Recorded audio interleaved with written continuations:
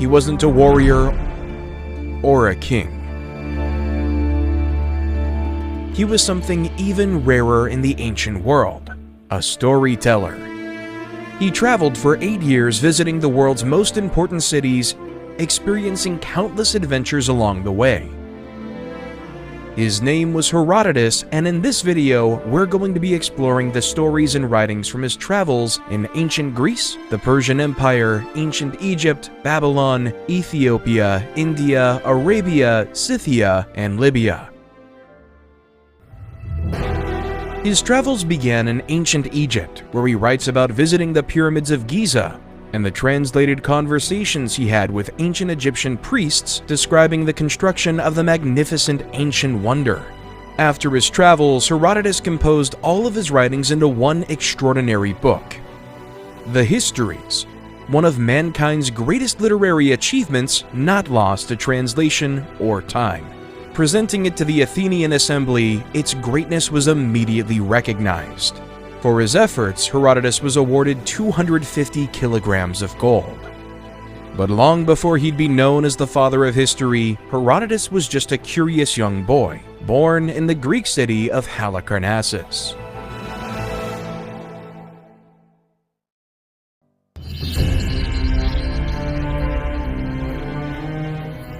Herodotus was born in 484 BC to a wealthy, educated family at a time when Halicarnassus was under Persian rule and occupation. Now, Herodotus could have chosen a docile life. He was rich and educated at a time when luck was in very short supply. He was born at a time when the Greco-Persian War was at its fever pitch. When he was just 5 years old, his people defeated the Persians at the Battle of Plataea in a decisive victory. Herodotus wanted to know why. Why was there so much conflict between the Greeks and non-Greek? Could he, Herodotus, trace these wars to their very beginning? And could he do that from the comfort of his hometown, Halicarnassus? Of course not. So, Herodotus stepped out, away from Halicarnassus and into the world.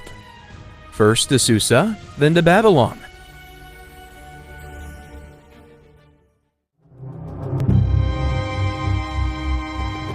Why is there so much conflict between the Greeks and non-Greeks? When Herodotus journeyed to Susa, the winter capital of the Achaemenid Empire, he met Persians there and asked them this question. In response, they traced the conflict back to the Phoenicians, to a time before the Trojan War. According to the Persians, the Phoenicians came to Argos, a precursor to ancient Greece, for trade. But in the process, they kidnapped Io, the king's daughter. They took Io and sailed to Egypt. This, according to them, was the original sin. So at a later time, the Greeks returned the favor by landing in Tyre on the Phoenician coast and kidnapping Europa, the daughter of the Phoenician king.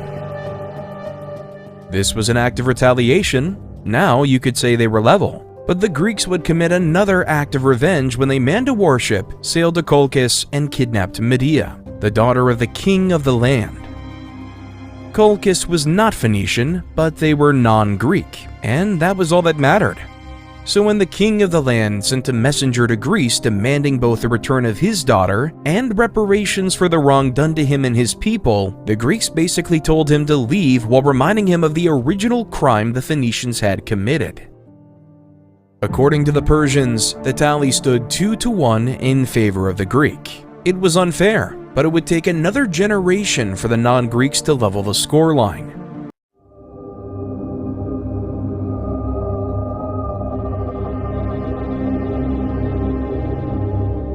Croesus was the last king of the Mernad dynasty, the ruler of the ancient kingdom of Lydia from 585 BC to 546 BC. At the peak of his reign, he was considered by many to be the richest man on earth. But before Herodotus told the story of Croesus, he spoke of a predecessor, a king named Canalus, whose reign preceded Croesus by generations, and whose downfall was directly connected to Croesus's eventual downfall. Canalus reigned over the kingdom of Lydia more than 100 years before Croesus, and he was the last king of the Heraclid dynasty. Canalus had a guard named Gyges, whom he loved and trusted so much that he discussed everything with him, including deeply sensitive matters. But the love of a king is like fire. Enough of it will keep you warm, too much of it, and you'll find yourself consumed by its flames. Gyges found himself in front of those flames when Candaluz insisted on proving to Gyges how beautiful his wife, the queen, was. And by proof, Candaluz meant he wanted Gyges to watch the queen naked. This was an abomination by any stretch of the imagination, and as Herodotus pointed out, in Lydia, in fact, more or less throughout the non-Greek world, it is a source of great shame even for a man to be seen naked.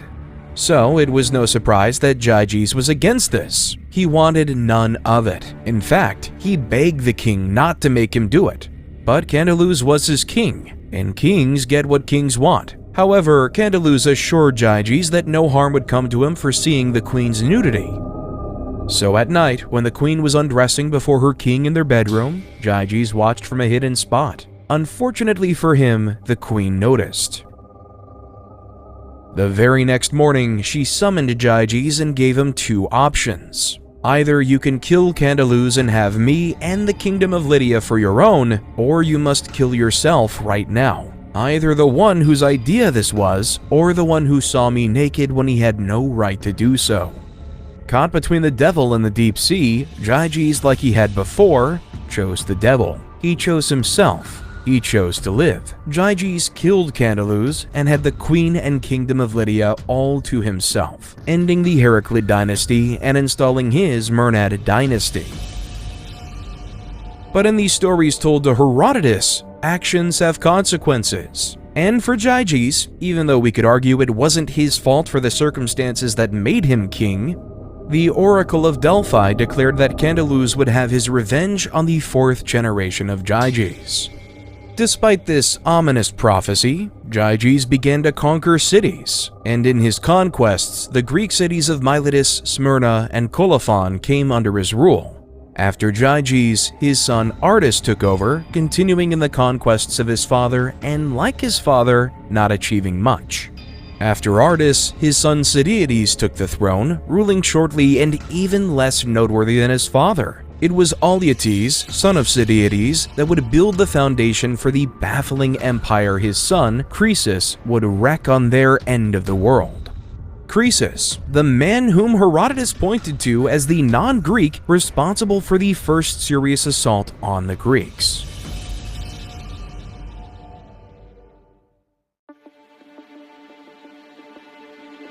Immediately after he took the throne, Herodotus says Croesus attacked the Ephesians. They were the first Greek state to suffer his wrath. After the Ephesians, Croesus attacked and subdued all of the Ionian and Aeolian cities one by one, and he made them pay tribute to him. After this, he built ships with the plan to attack the Aegean islands. Fortunately for the Ionian Greeks living on those islands, Croesus abandoned this plan and focused instead on building alliances with them. The result of these conquests was a wealth beyond the imagination of any man living at that point in history. Sardis, the capital of the Lydian Empire, became the epicenter of that world, and it was visited by every learned Greek who was alive at the time. Everyone knew one thing for a fact: Croesus, king of the Lydian Empire, was the richest man in the known world. Of this, there was no question. But there was another question that plagued Croesus's mind at the time. It was not enough to be the richest, he wanted to be the happiest.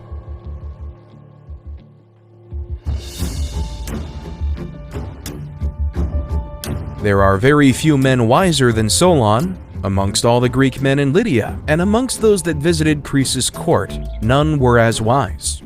Solon was a native of Athens, who was skilled enough to draw up laws for the people of his city and wise enough to include a 10-year clause that stopped the Athenians from revising the laws he made. The Athenians were notoriously dependent on his services, and the true reason for this clause was so he would not be disturbed by them for a decade while he traveled.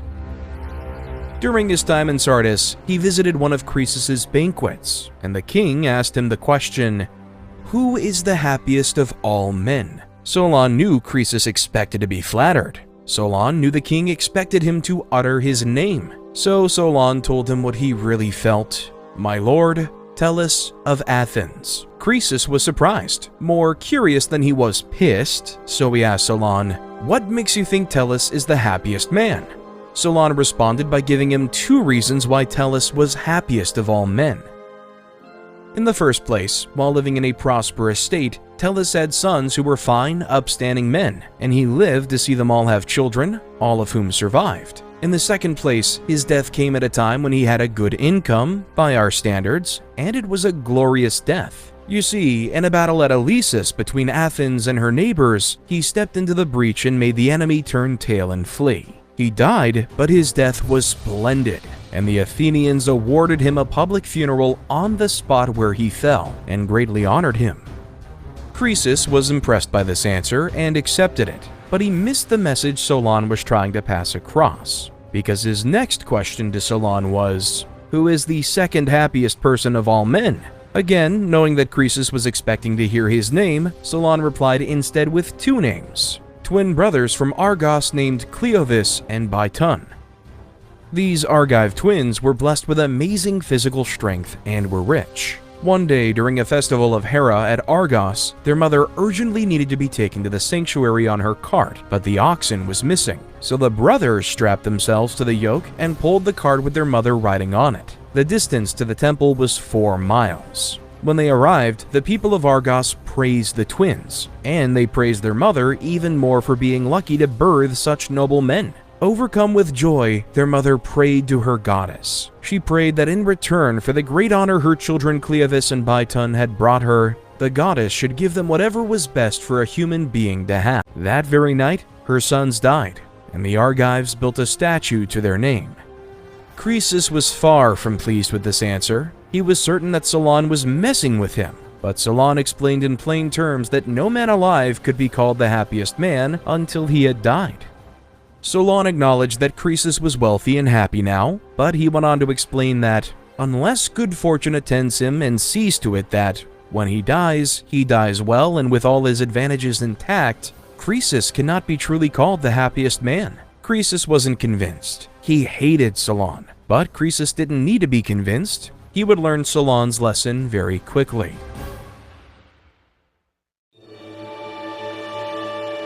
After Solon left, Croesus had a dream. In that dream, he saw one of his sons dying from a wound caused by an iron spearhead. Now, Croesus had 2 sons. One was deaf and dumb, and the other, Otis, was one of the most outstanding men of his generation, a commander of his father's army and the heir to his throne. Croesus had divined for a cure from the Oracle of Delphi about his deaf-mute son. But the response he got from the Oracle was, "Croesus of Lydia, ruler of many, you are being very foolish. You should not desire to hear in your home the sound you have long prayed for of your son speaking. It is far better for you not to, for you will hear it first on a day of misfortune." Croesus didn't need an oracle to decide which son to protect. Croesus immediately found a wife for Otis, withdrew him from the army, and removed all javelins, spears, and similar weapons of war away from his son. Otis hated this, but Croesus couldn't care less. While Croesus was preparing for his son's marriage, a strange man named Adrastus arrived in Sardis. He wasn't Lydian, but Phrygian and from a royal family. However, he had blood on his hands, the blood of his brother whom he mistakenly killed in an accident. In accordance with local custom, he sought purification, and Croesus graciously purified him. Croesus also invited him to dwell in his court as a friend of the family, encouraging him to let go of his past and accept a new life as a Lydian. Adrastus accepted. Shortly after this, a boar began disturbing the locals, destroying their crops. So they ran to Croesus, begging him to send his son Otis and his finest men to kill the boar. Croesus agreed to send his finest men, but Otis was going nowhere. It was at this point that Otis protested against his father, demanding to know why he was being treated like a child. Croesus responded by telling him about the dream, and after he was done, Otis understood and responded, saying that there was no way a boar would kill him with an iron spearhead because, if the apparition had told you that a tusk or something like that was going to cause my death, then of course you should have taken these precautions. But in fact, it was a spear, so since it's not men we're going up against, please let me go. Otis's argument was convincing enough to let Croesus go. but he urged Adrastus the Phrygian to follow him. Croesus instructed Adrastus to be his son's bodyguard and ensure no bandits ambushed him on the road. He was to keep Ottis safe at all costs. Adrastus was reluctant, but he ultimately agreed.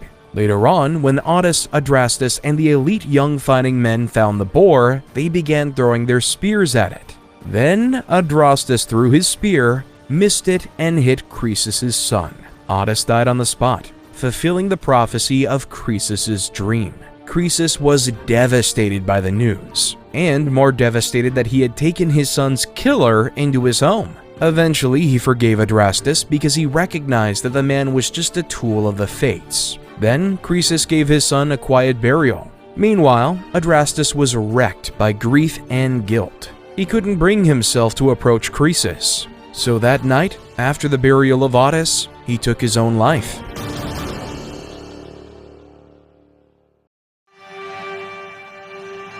Croesus' fortune had turned to misfortune.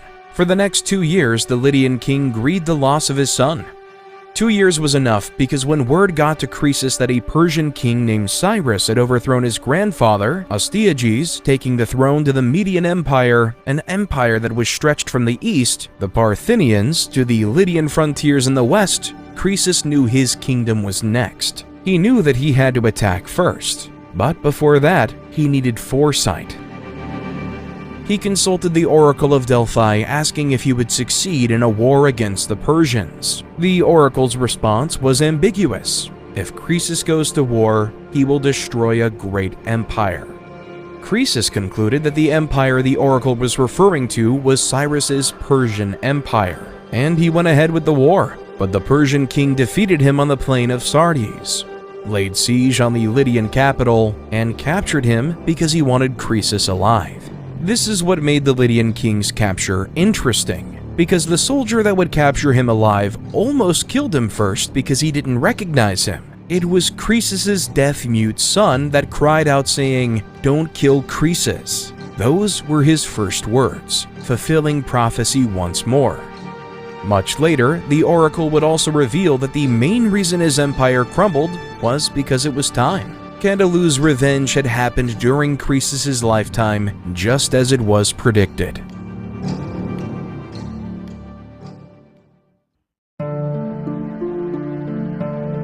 Now in the hands of Cyrus, Croesus' fate was sealed.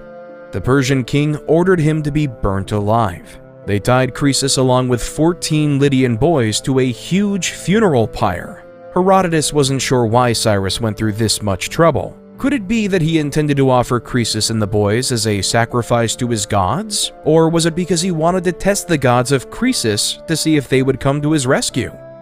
Whatever it was, in that moment, Croesus remembered the wisdom of Solon the Athenian, the man who told him that happiness could not be determined until the individual in question was dead and gone.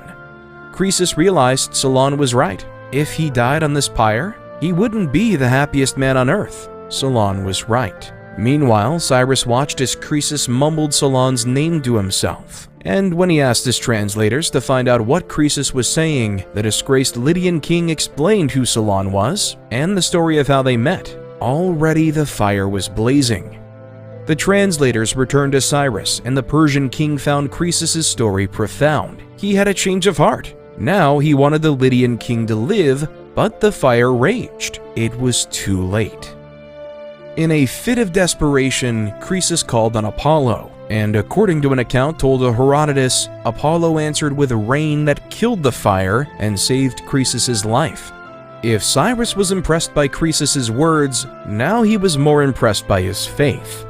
Now he wanted the former king by his side as an advisor. It was a role Croesus gracefully accepted, and this was how the reign of the first non-Greek to attack the Greek people came to an end. From here on, Herodotus would document the exploits of the next non-Greek aggressor, the Persian king Cyrus, and the empire he built with bloody conquest. Along with the Median Empire and the Kingdom of Lydia, Cyrus conquered most of West and Central Asia to create the world's first global superpower, the Achaemenid Empire. As Herodotus wrote down these stories of blood and war, he studied the customs of the people Cyrus conquered. He began with the customs of the conquerors themselves, the customs of the Persian people.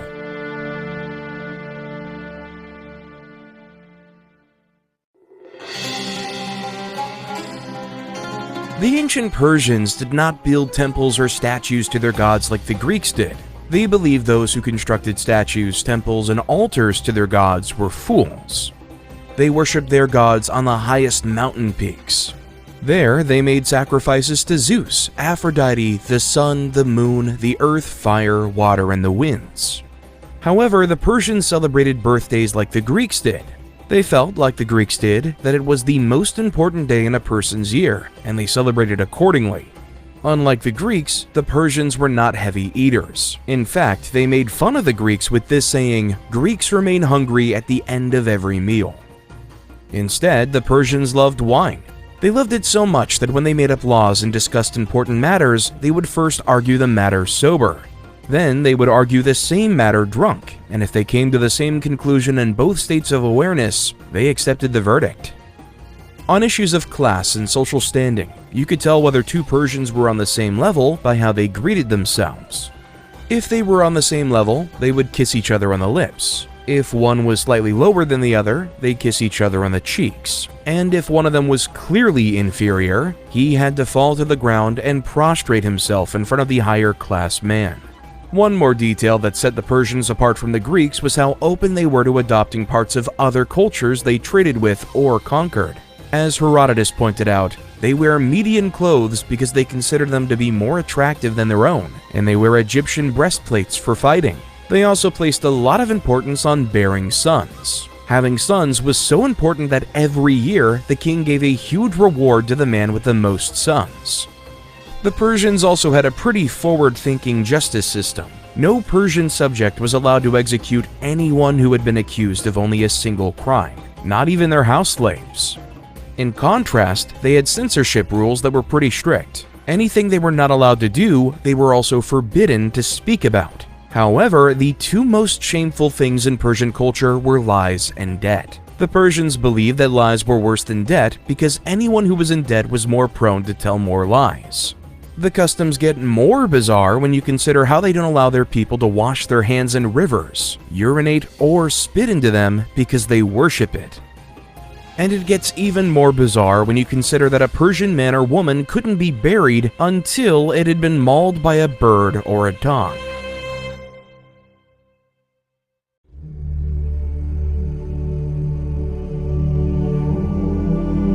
After Persia, Herodotus traveled to the magnificent city of Babylon. There, he wrote about the Babylonian people, whose customs were further from the Greek than the Persians were. Herodotus found that the Babylonians buried their dead in honey. The Babylonians had no physicians. Because of this, sick Babylonians would sit in the city center, and anyone who had recovered from their illness gave them advice. It was a mandatory Babylonian custom. Herodotus also found 3 tribes amongst the Babylonians that ate nothing but fish, and they were quite creative with it. After catching the fish and letting them dry in the sun, they would toss them into salty water, then mish them with tools and filter out the bits through cloth. After that, they either mixed them into a soft dough-like cake or baked it like bread. The Babylonians might have had unusual customs, but their city was as unusual as it was utterly magnificent. Herodotus described Babylon as a majestic city that sat on a vast square expanse with a circumference of 60 miles. It was surrounded by a deep moat and formidable walls. It was also divided by the Euphrates River and had a second inner wall where houses were 3 to 4 stories high. The city also had impenetrable brass gates. This was the city Herodotus says Cyrus wanted to conquer. And to raise the stakes, the Babylonians were expecting him. So they locked up their gates, stocked up food and supplies behind their walls, awaiting the Persian king's siege. Their plan was simple: to exhaust and outlast him. Meanwhile, Cyrus was still some distance away, on the other side of a river called Gindis that stood between him and Babylon. Cyrus was about to build boats to cross the river when one of his sacred white horses walked into its waters. The river current seized the horse, swept it away, and drowned it in its depths. Cyrus was furious. He responded by laying a curse on the river, saying, "In future, even women would cross it easily without wetting their knees." Then he postponed his advance on Babylon and divided his army into parts. He marked 180 trenches on each side of the river Gindis and ordered his men to dig, scattering the strength of Gindis into 360 channels. This was how he punished the river. This was how they crossed it.